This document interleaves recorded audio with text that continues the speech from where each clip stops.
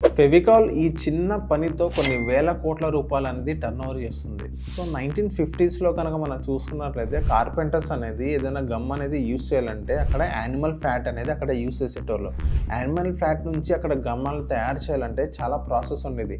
First దాన్ని heat చేసేటోళ్ళు. Heat చేసిన తర్వాత అక్కడ బ్యాడ్ స్మెల్ వచ్చేది. చాలా చండాలంగా స్మెల్ వచ్చేది.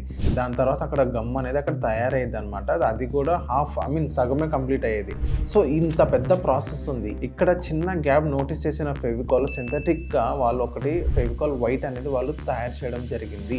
నెక్స్ట్ ఇప్పుడు అదే ఫెవికాల్ని కామన్ పీపుల్స్ కూడా వాళ్ళు టార్గెట్ చేసి గట్టిగా మార్కెటింగ్ చేయడం జరిగింది. ఈవెన్ ఫెవికాల్ మార్కెటింగ్ మీరు చూసినట్లయితే మీరు షాక్ అవుతారు.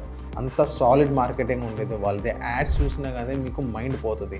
సో ఇలా చేసిన తర్వాత ఫెవికాల్ అనేది అక్కడ చిన్న గ్యాప్ అనేది అక్కడ నోటీస్ చేసుకొని వాళ్ళ బ్రాండ్ అనేది లాంచ్ చేసింది.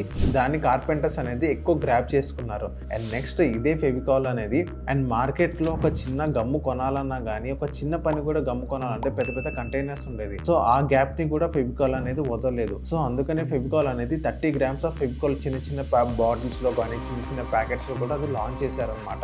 సో అక్కడ చిన్న చిన్న వాటికి చిన్న ఫెవికాల్ తీసుకున్నారు. పెద్ద పెద్ద వాళ్ళకి పెద్ద 5 kgs కానీ 10 kgs కానీ ఇలా యూస్ చేసేటోళ్ళు కార్పెంటర్స్. అక్కడ ఉన్న చిన్న గ్యాప్ని వాళ్ళు చూస్ చేసుకొని పెద్ద మార్కెటింగ్ చేసి నెక్స్ట్ లెవెల్ బిజినెస్ చేశారనమాట.